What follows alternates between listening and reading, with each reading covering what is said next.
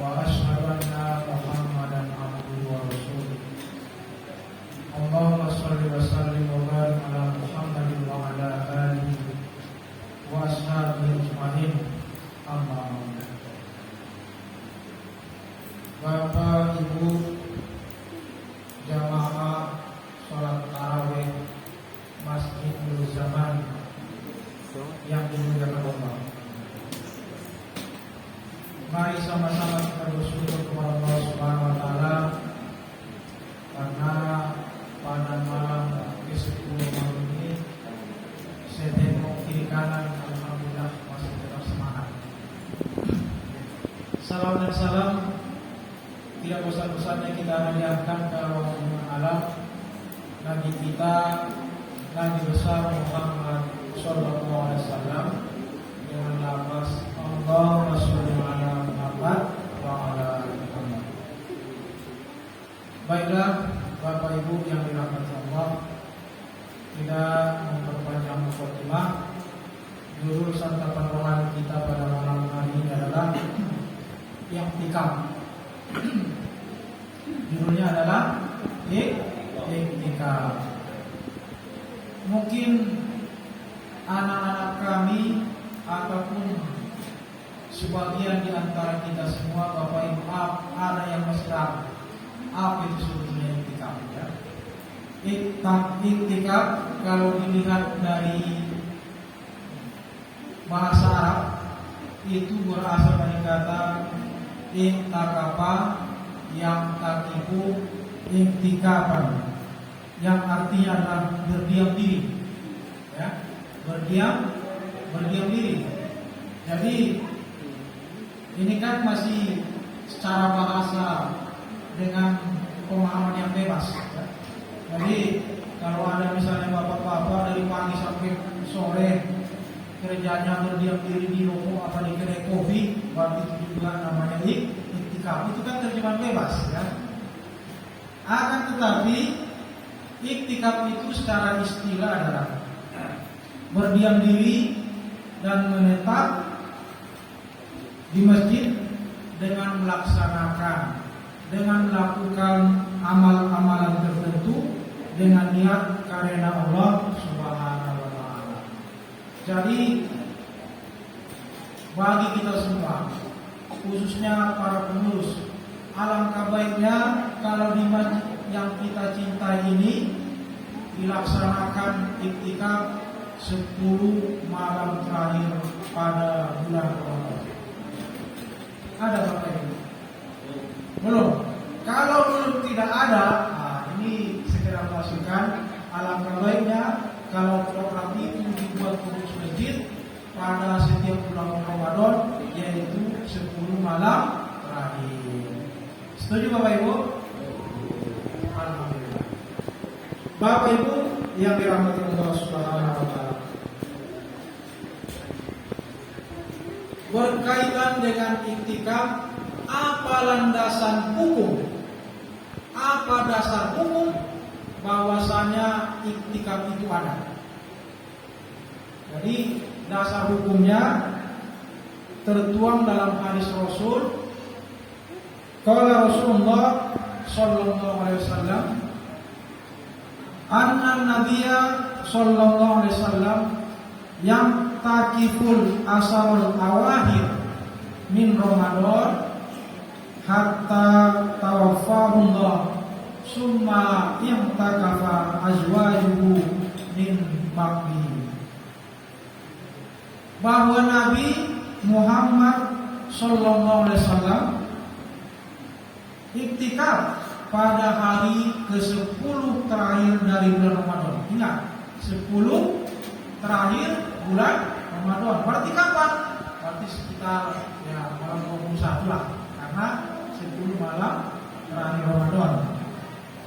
Ya, Rasul melakukan itu sejak datang di Madinah sampai beliau wafat. Jadi ini selalu dikerjakan sampai ia wafat. Kemudian istri-istri beliau melakukan i'tikaf setelah beliau wafat. Maknanya apa? Bahwasanya Nabi Muhammad sallallahu alaihi wasallam melaksanakan i'tikaf 10 terakhir Ramadan. Kemudian setelah Muhammad wafat, maka istri-istrinya melakukan hal tersebut. Bapak Ibu yang dirahmati Allah Subhanahu wa taala. Pertanyaannya adalah, ada enggak di antara kita yang belum pernah iktikaf?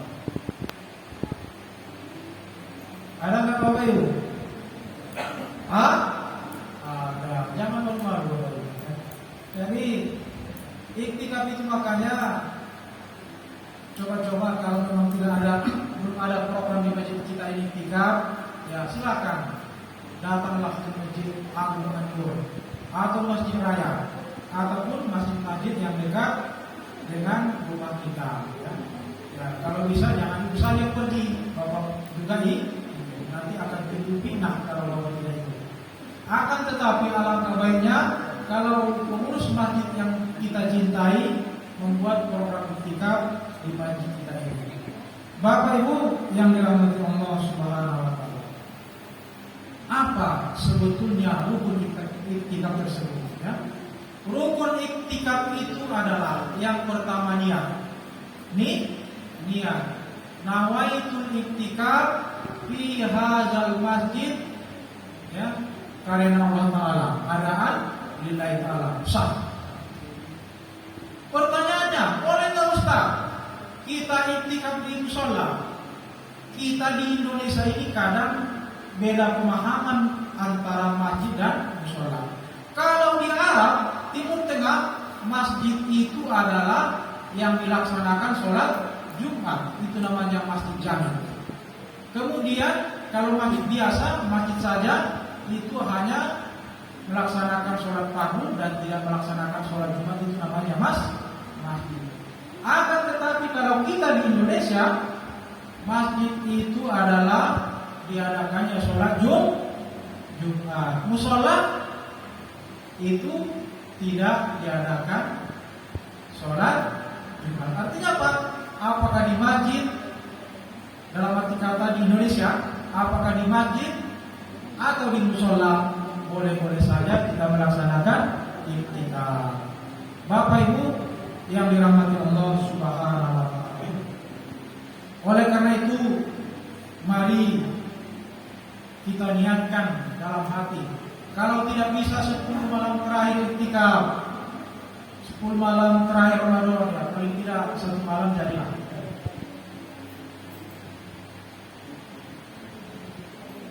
Bapak Ibu yang dirahmati Allah Subhanahu wa taala.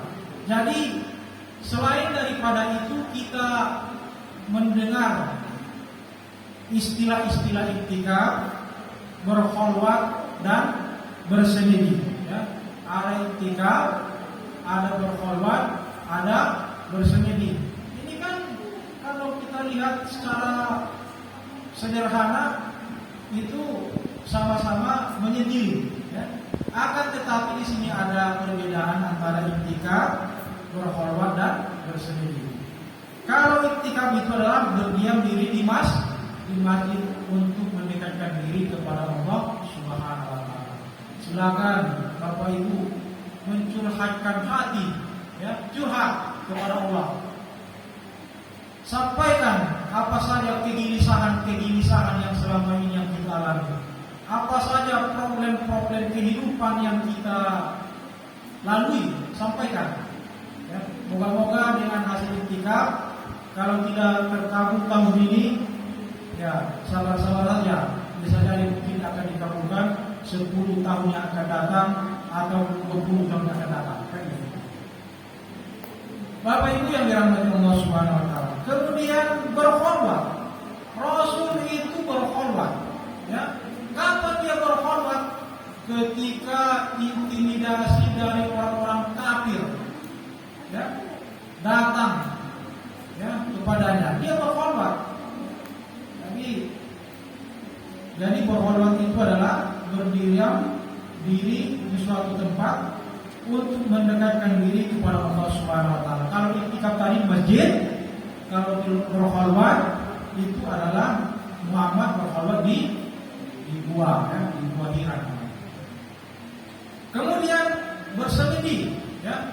Kalau bahasa sederhana apa itu Bapak Ibu bersemedi?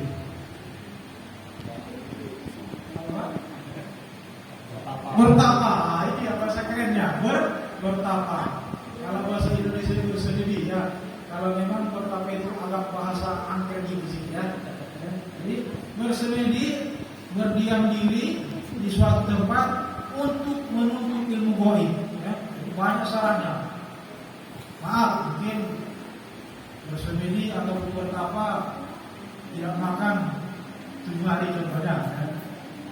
Kemudian bawa ayam hitam. Ya. Kemudian kakinya hitam, ekornya hitam, kepalanya hitam, semuanya serba hitam. Ini hanya contohnya saja. Itu namanya bersemedi. Banyak syarat-syaratnya.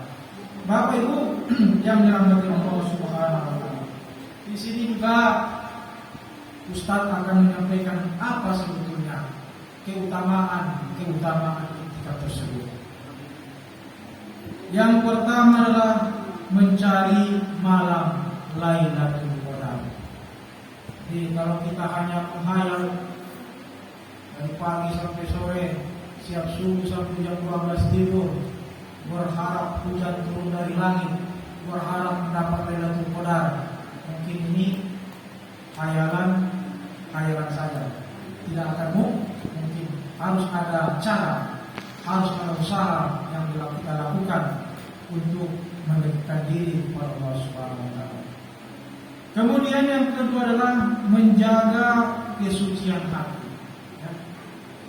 Jadi agar hati kita ini suci, maka kita lakukan iktikaf. Kita semua ini Bapak Ibu, meskipun ada sedikit yang tersirat dalam hati kita, mesti tidak kita lepaskan, meski tidak kita ungkapkan. Ingatlah, niscaya Allah Subhanahu wa taala tahu dengan apa yang tersimpan di dalam hati kita. Oleh karena itu kita banyak membaca zikir, banyak berzikir, tasbih, tahmid, takbir, dan ini untuk mensucikan diri. Kemudian yang ketiga adalah mendekatkan diri kepada Allah Subhanahu wa taala. Ini utama yang ketiga. Sedangkan yang keempat adalah melepaskan diri dari urusan keduniaan. Jadi memang kalau kita ikuti dunia ini luar biasanya, semuanya mau ingin kita miliki, tapi tidak akan mungkin. Ya, makanya para ulama itu, mereka itu banyak yang zuhud. Artinya apa? Menghindari dari sifat-sifat keduniaan. Tidak perlu seperti yang di sana itu, ya. Mobilnya 7 yang lagi viral-viral, ya. Kemudian Honda yang besar, tak apa nama Hondanya itu, ya. Honda apa itu namanya Pak? Harley Davidson, kayak sejenis itulah. Jadi kalau ulama yang zuhud itu mereka tidak tergiur seperti hal tersebut. Kemudian yang terakhir adalah yang kelima, menyerahkan diri kepada Allah Subhanahu wa taala. Mungkin hanya sekedar pengalaman Bapak Ibu, ya. Jadi pengalaman saya ketika baru menikah, yang pertama yang saya doakan adalah mempunyai anak laki-laki. Ya, mempunyai anak laki-laki. Karena dari Sumatera Utara biasanya seperti itu, ya, penuh keluarga. Sampai-sampai anak saya pertama, kedua, ketiga, enggak saya buat bertanya. Bulan berlalu, tahun berganti, akhirnya tahun 2020, alhamdulillah penantian saya muncul.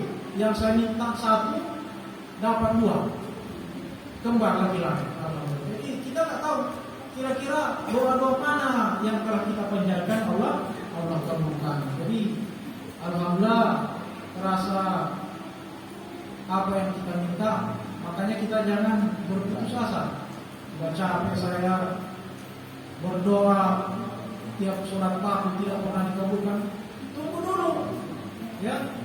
Artinya Allah sedang menguji kita sampai kapan kesabaran kita. Ya.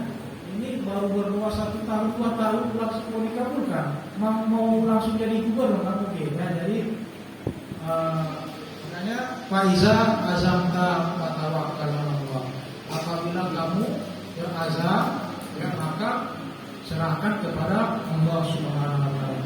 Bapak Ibu yang dirahmati Allah Subhanahu wa taala, sebagai penutup dalam santapan hari ini, saya mengajak kepada kita semua, kepada pengurus Masjid Nur Zaman, agar kiranya bisa membuat program tikaf di lingkungan Masjid Nur Zaman ini. Ya, seperti sholat tahajud berjamaah, ya, membaca salawat-salawat, itu adalah merupakan program-program yang sangat bagus sekali. Mohon maaf atas khilaf dan salah. Wal akhir, assalamualaikum warahmatullahi wabarakatuh.